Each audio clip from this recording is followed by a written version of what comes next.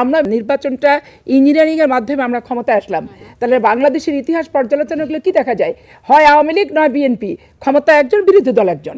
এর বাইরে জামাত ইসলাম তো জীবনে প্রথম এই বিরোধী দল হলো। বরং জামাত ইসলামের ভোট বৃদ্ধি করার জন্য অনেক কিছু কলাকৌশল ইউনূস গভর্নমেন্ট গ্রহণ করছে। অন্যদিকে জামায়াত ভাবছে যদি বিএনপিকে একটু ধাক্কা মেরে ফেলে দেওয়া যায়, এরপর তো আমাদের টার্ন, এবার তো আমরা সামনে, আওয়ামী লীগ তো নাই।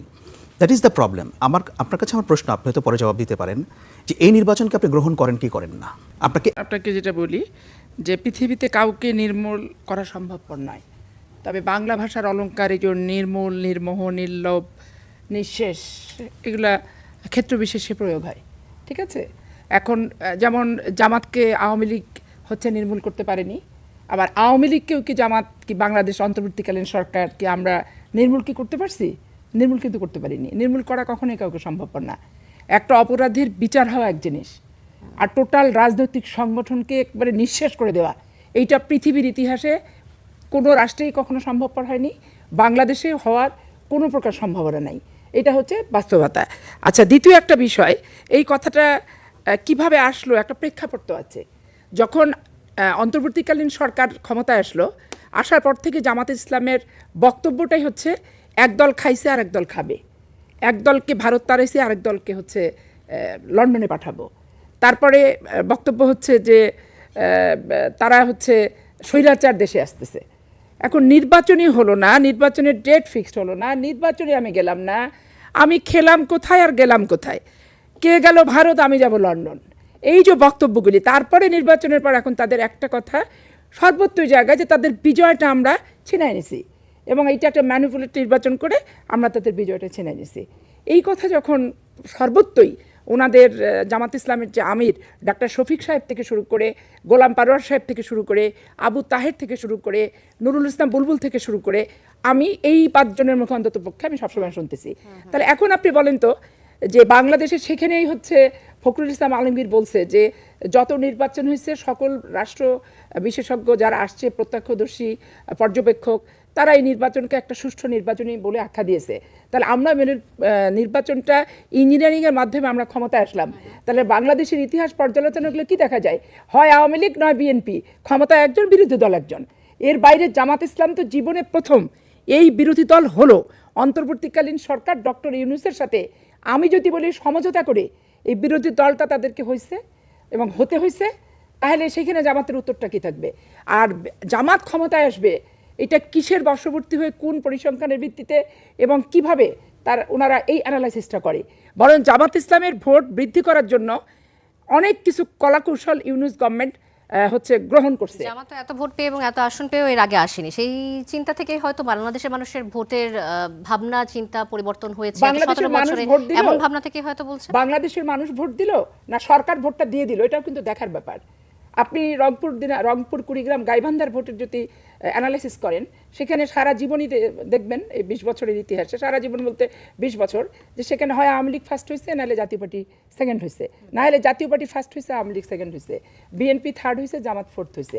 কুড়িগ্রাম, গাইবান্ধা এবং রংপুর, তো সেইখানে ফোর্থ হয়ে গেল ফার্স্ট। তাহলে ফিজিক্যালি কি আওয়ামী লীগ আর জাতীয় পার্টিরা ভোট কেন্দ্রে গেল, না আওয়ামী লীগের ভোটের সংখ্যাটা তাদেরকে দেখাই দেওয়া হলো? এটা প্রশ্ন, এটা আমার কাছেও এই প্রশ্ন। কারণ আমার ওখানে 1 লক্ষ আওয়ামী লীগের ভোট আছে। আওয়ামী লীগের ভোটারে 1 লক্ষ যদি যেয়ে থাকে, তাহলে না ভোট ফার্স্ট হবে, হ্যাঁ ভোট কোনোভাবে ফার্স্ট হতে পারে না, জিততেই পারে না হ্যাঁ ভোট। তাহলে সরকার কোন ম্যানিপুলেটিং করলো? এবং প্রশাসন, আমি চাঁপাইনবাবগঞ্জে প্রকাশ্যে বলি যে আমি কোনো দলীয় প্রশাসন চাই না। 15 বছর যুদ্ধ করছি, 15 বছর যুদ্ধ, 80টা মামলার আসামি, জেল খাটছি 6 মাস, হাড়হাড্ডি শরীরে ভেঙে গেছে একটা নিরপেক্ষ নির্বাচনের জন্য। কিন্তু চাঁপাইনবাবগঞ্জ জেলায় যেভাবে কনস্পিসি করে সাজায় গুছায় DC, SP, UNO, OC, civil surgeon, ডাক্তার, এগ্রিকালচারের ডিডি, একদম প্রিজাইডিং পুলিং যে একটা নিয়ন্ত্রিত নির্বাচন করলো ইউনিট সরকার, এটা তো আমি 8-এ দেখলাম, আমি 26-এ দেখলাম। এখন আমার অভিজ্ঞতা, আমার ব্যক্তিগত দৃষ্টিভঙ্গি, আমার জেলায় ভোটার হিসেবে যে অভিব্যক্তি, এটা আমি কোথায় প্রকাশ করব, কোথায় মূল্য পাবো, কে অ্যানালাইসিস করবে? আবার আসবো আপনার কাছে। আকবর হোসেন, এতক্ষণ যে আলোচনাটা শুনছিলেন, আমরা আগের যে আওয়ামী লীগ আমল ছিল, ওই সময়কার ফ্যাসিবাদীদের যে রাজনৈতিকভাবে নির্মূলের কৌশল বা জোর করে নির্মূলের কৌশল, ফ্যাসিবাদীদের নির্মূল করার, অন্যান্য দলকে যারা বিরোধী মত দিত তাদেরকে নির্মূল করার যে কৌশল, আর বর্তমান সরকার বিএনপি সরকার যেভাবে রাজনৈতিকভাবে নির্মূল করার কৌশল দেখছে, এই দুটির মধ্যে আপনি কোনো মিল খুঁজে পান নাকি আসলে সম্পূর্ণ আলাদা দুটি বিষয়? রাজনৈতিকভাবে নির্মূল বলতে উনি কি বুঝিয়েছেন সেটার ব্যাখ্যা তো উনি দেননি, কিন্তু এটাকে যদি আমি আক্ষরিক অর্থে ধরে নেই, মানে ওয়ার্ড টু ওয়ার্ড মিনিং ধরে নেই, তাহলে এটা আপত্তিকর। এটা আমি প্রথম কথা বলবো। এরপরে মির্জা সাহেব এবার এটা ফার্দার কোনো এক্সপ্লেনেশন দেবেন কিনা, যে এটাকে তিনি কোনো সিম্বলিক ওয়েতে ব্যবহার করেছেন কিনা, সেটা আমার জানা নেই। কিন্তু আমি পত্রপত্রিকা যদি দেখে থাকি এবং এটা যদি আমি মিনিং করি, তাহলে এটা টোটালি আনএক্সেপ্টেবল। এটা হচ্ছে আমার প্রথম কথা। দ্বিতীয় কথা হচ্ছে, এখন আমরা বিএনপি এবং জামায়াতের মধ্যে যে সিচুয়েশনটা দেখতে পাচ্ছি, এইটা একটা ইনএভিটেবল সিচুয়েশন ছিল। বিএনপি এবং, আমি যেটা সবসময় বলি, বিএনপি এবং জামায়াতের মধ্যে একটা প্রেমের সম্পর্ক ছিল। It was not marriage of convenience. আমরা দেখেছি বাংলাদেশে জামায়াত ইসলামীকে প্রতিষ্ঠা করেছে বিএনপি, জামায়াতের রাজনীতিকে প্রতিষ্ঠা করেছে বিএনপি। এটা হিস্টোরিক্যাল ট্রুথ। এটা বিএনপিকেও স্বীকার করতে হবে, জামায়াতকেও স্বীকার করতে হবে। জামায়াতকে পলিটিক্যাল সাপোর্ট দিয়ে এতদূর পর্যন্ত এনেছে বিএনপি। জামায়াতের নিজেরও ঠিক আছে, তাদের সেখানে ক্যালিবার ছিল। বাট দেখেন 91-এ যদি জামায়াত বিএনপিকে সাপোর্ট না দিত, বিএনপি সরকার গঠন করতে পারে না। 2001-এ তো তারা একসঙ্গে মিলে 2001টা আমি বলবো তো জামায়াত বিএনপির বাসর হয়েছে। এরপরে গিয়ে সেটা ডিভোর্স হলো, এখন এসে আমরা দেখতে পাচ্ছি। সো ব্যাপারটা এরকম না যে ওনারা সময় অনুযায়ী তারা এটা মিলেছেন এখন আবার একত্রিত হয়েছেন, ব্যাপারটা ওরকম না। তাদের একটা গভীর সম্পর্কটা এখন তারা যখন দেখছেন যে আমাদের সামনে কেউ আর নাই, আওয়ামী লীগ নাই, বিএনপি মনে করছে আমাদের সামনে খোলা প্রান্তর, আমরাও হয়তো দীর্ঘ সময় চালিয়ে যেতে পারবো। সো জামায়াতকে কীভাবে কোণঠাসা করা যায় সেটা একটা ব্যাপার। অন্যদিকে জামায়াত ভাবছে যদি বিএনপিকে একটু ধাক্কা মেরে ফেলে দেওয়া যায়, এরপর তো আমাদের টার্ন, এবার তো আমরা সামনে, আওয়ামী লীগ তো নাই। That is the problem. এই জায়গা থেকে বিষয়গুলো এখন এই কথা বাড়তে বাড়তে এই পর্যন্ত আসছে। আর আসিফা আশরাফি পাপিয়া যেটা বললেন, আমি ওনার মধ্যে একটু কন্ট্রাডিকশন পাই। এখন আপনার কাছে আমার প্রশ্ন, আপনি হয়তো পরে জবাব দিতে পারেন, যে এই নির্বাচনকে আপনি গ্রহণ করেন কি করেন না? আপনাকে এক বাক্যে বলতে হবে ইয়েস অর নো। কারণ এই নির্বাচনকে 2025-এ যে নির্বাচন হয়েছে, এটা নিয়ে কোনো প্রশ্ন, যে আলোচনাটাতে আমরা ছিলাম যে বিএনপি প্রত্যেকটি বিষয়ে ফ্যাসিবাদী পথ অনুসরণ করছে, জামাত আমির বলছে, জামাতকে নিয়ে মির্জা ফখরুলের বক্তব্য অগণতান্ত্রিক উস্কানিমূলক। এখন এই যে মন্তব্যগুলো আসছে বিরোধী দলের পক্ষ থেকে, এটা কি সরকারকে চাপে ফেলার জন্য, নাকি আসলে তারা মনে করছে যে ফ্যাসিবাদের দিকেই যাচ্ছে বিএনপি, এরকম একটা আশঙ্কা করছেন? না দেখেন, এখন কোনটার জন্য কোনটা হচ্ছে সেটাও কিন্তু ভাবতে হবে। জামায়াতের আচরণ কি, জামায়াতকেও কিন্তু ভাবতে হবে যে আমরা কী ধরনের আচরণ করছি।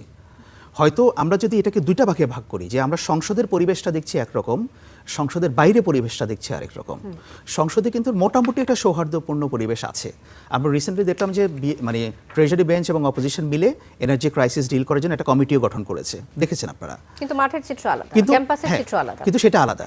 এবং আমি বুঝতে চাই যে এই যে ক্যাম্পাসে যে ঘটনাগুলো ঘটছে, এই যে মারামারি হানাহানি হচ্ছে, কাটাকাটি হচ্ছে, এটা কি বিএনপি শীর্ষ পর্যায় থেকে ছাত্রদলকে বলে দেওয়া হয়েছে, বা জামায়াত থেকে কি ছাত্র শিবিরকে বলে দেওয়া হয়েছে যে তোমরা এটা করো? এটা আমাদের বুঝতে হবে সাধারণ মানুষ হিসেবে, যে কোন লেভেল থেকে এই কথাগুলো আসছে। আপনারা মুখে বলবেন এক কথা, আর বাস্তবে আমরা দেখব ভিন্ন কথা। এটা আনএক্সেপ্টেবল, এটা হতে পারে না। জি, ধন্যবাদ। আবার আসবো আপনার কাছে নাজিবুর রহমান মোমেন। এই প্রসঙ্গ ধরে আপনার কাছে আসতে চাই, এই যে সংসদের সৌহার্দ্যপূর্ণ সম্পর্ক, একসাথে কমিটি গঠন করে যে কোনো ক্রাইসিস মোকাবেলা করার চেষ্টা, সেটা আমরা ক্যাম্পাসে দেখতে পাচ্ছি না। ছাত্রদল এবং ছাত্র শিবিরের মধ্যে দফায় দফায় যে সংঘর্ষ আমরা গত কয়েকদিন ধরে দেখলাম, অস্থিতিকর পরিস্থিতি, এবং গুপ্ত কি গুপ্ত না এই লেখা নিয়ে অনেক অনেক বেশি আলোচনা এবং সহিংস আচরণ আমরা দেখেছি। এখন এই জামাত শিবিরের যদি রাজনৈতিক একটি কৌশল হয় গুপ্ত, সেই আমি কে গুপ্ত গুপ্ত বলে স্লোগান, এটা কি আসলে তারা ধারণ করছে নাকি ব্যঙ্গ করে বলছে? দেখেন, এই যে গুপ্ত শব্দটা, এটা নতুন শব্দ হতে পারে, কিন্তু আপনার এই যে ট্যাগ, গুপ্তর মতো আগে কিন্তু ট্যাগ ইউজ করা হয়েছে। জামাতকে রাজাকার ট্যাগ দেওয়া হয়েছে, শিবিরকে রক্ষাটা, এরকম কথা বলে কিন্তু তাদেরকে হত্যাযজ্ঞ করে তোলা হয়েছে। আপনি ট্যাগ বলছেন কেন? আসলেই তো গুপ্ত হিসেবে ছিল, গুপ্ত হিসেবে অনেকেই তো অন্য দলের হয়ে কাজ করেছে। ঠিক আছে, গুপ্ত যদি বলেন ছিল, আচ্ছা, for the sake of argument আপনার কথা মেনে নিলাম। এটা কোন সময় ছিল? ফ্যাসিবাদের আমলে ছিল, এই তো। এখন কি শিবির গুপ্ত? এখন আপনি গুপ্ত ট্যাগ কেন দিচ্ছেন? শিবিরের এখন প্রত্যেকটা ক্যাম্পাসে তাদের সরব উপস্থিতি রয়েছে।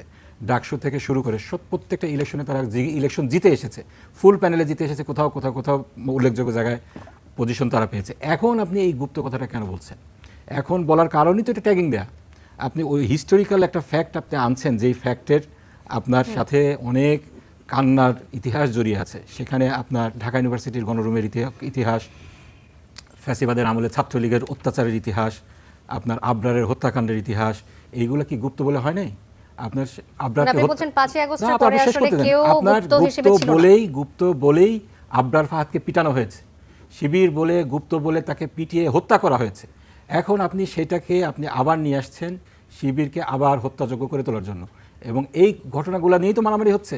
এখানে কিন্তু পায়ে পাড়া দিয়ে মানে গ্যাঞ্জাম করা হচ্ছে। দেখেন এই যে চিটাগাং ইউনিভার্সিটি যে ঘটনাটা ঘটলো, চিটাগাং ইউনিভার্সিটি না তো চিটাগাং কলেজে ঘটনাটা ঘটলো, তারা গুপ্ত লিখলো, আমাদের ছেলেরা সেখানে যে ছবি তুললো, সুন্দর মতো প্রতিবাদ যে গণতান্ত্রিক ভাষা রয়েছে সেভাবে তারা করলো।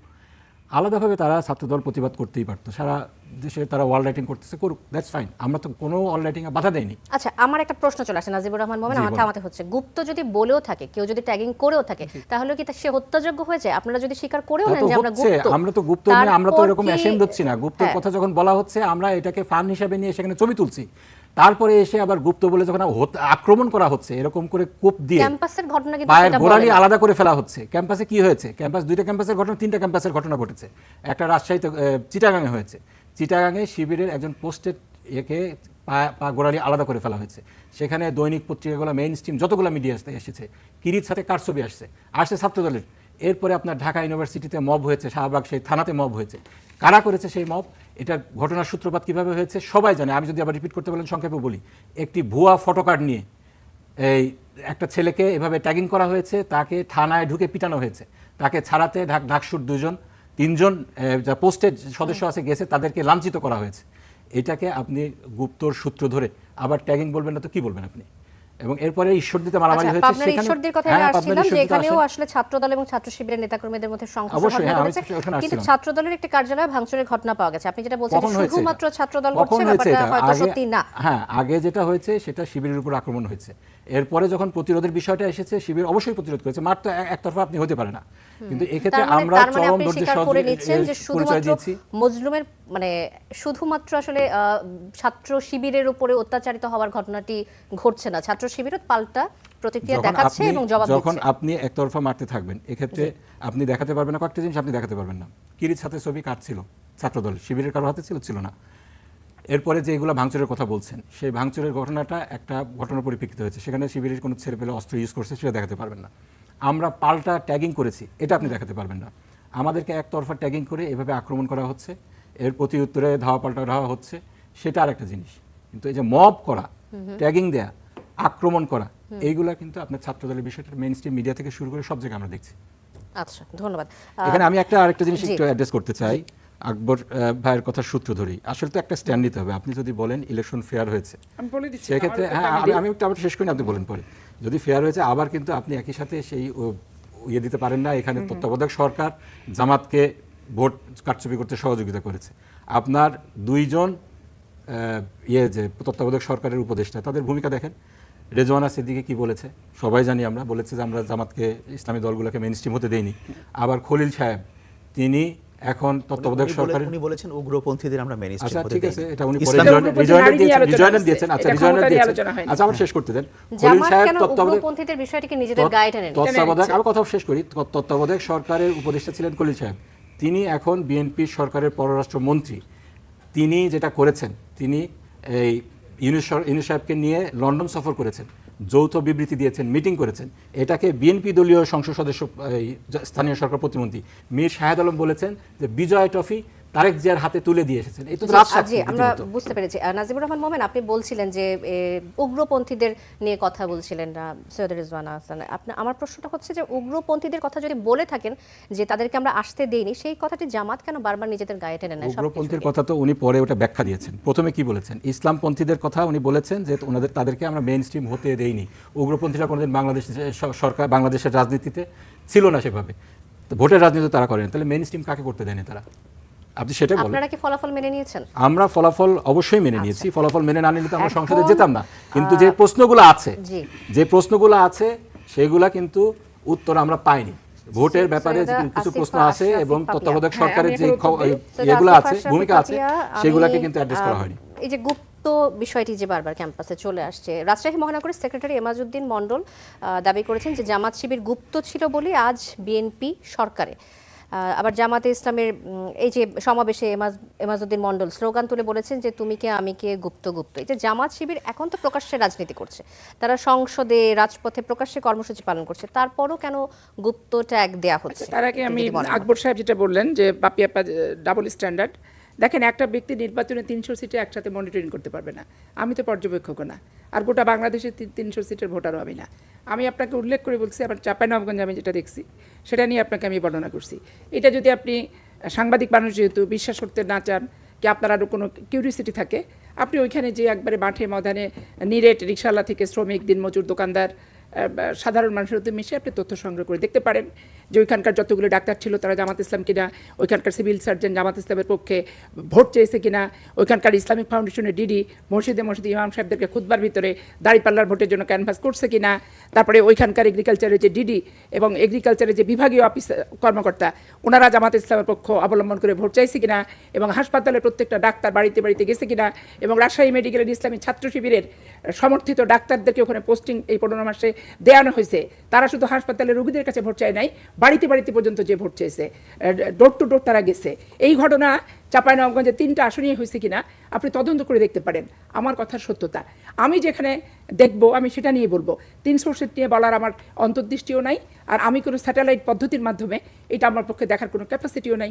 স্বাভাবিক কারণে চাঁপাইনবাবগঞ্জের যে বিষয়টা আমি সরজমিনে ছিলাম, আমি যেটা দেখছি, আমি যেটা জানছি, এবং অন্তর্বর্তীকালীন সরকারের প্রথম ডিসি যিনি ছিলেন উনি ম্যাক্সিমাম 70% কাজ করে আসছেন। 15 দিন যেদিন শেখ হাসিনার জামিন দেওয়ার ওনার পানিশমেন্ট হয় সেদিন তার 15 দিন আগে একটা ডিসি গেছেন, 15 দিনের মাথা থেকে বদলি করা হয়েছে। চাঁপাইনবাবগঞ্জকে কেন টার্গেট করা হলো? কেন করা হলো? জামাত তো কিছু সিট চেয়েছিল, জামাত তো অন্তর্বর্তীকালীন সরকারের কাছে যে সিটের তালিকা দিয়েছিল সেই সিটের তালিকার ভিতর চাঁপাইনবাবগঞ্জ জেলাটাও ছিল। মানে আপনার মনে হচ্ছে সেটা টার্গেটেড, মানে ম্যানিপুলেট করা হয়েছে। টার্গেট সেই কারণে টার্গেট চাঁপাইনবাবগঞ্জ, তারা তো কিছু সিট চেয়েছে অন্তর্বর্তীকালীন সরকারের কাছে। অনেক সাংবাদিকদের মাধ্যমে আমরাও সেই তালিকা পাইছি। তো সেই তালিকা হিসেবে 15 দিনের মাথায় একটা ডিসি, 15 দিনের মাথায় বদলি করা হয়েছে রাত 3টার সময়। অনেক ঘটনা চাঁপাইনবাবগঞ্জে ঘটছে, সেই ঘটনা নিয়ে গুপ্ত নিয়ে কথা হচ্ছে। জামাত গুপ্ত ছিল, জামাত এখনো গুপ্ত আছে।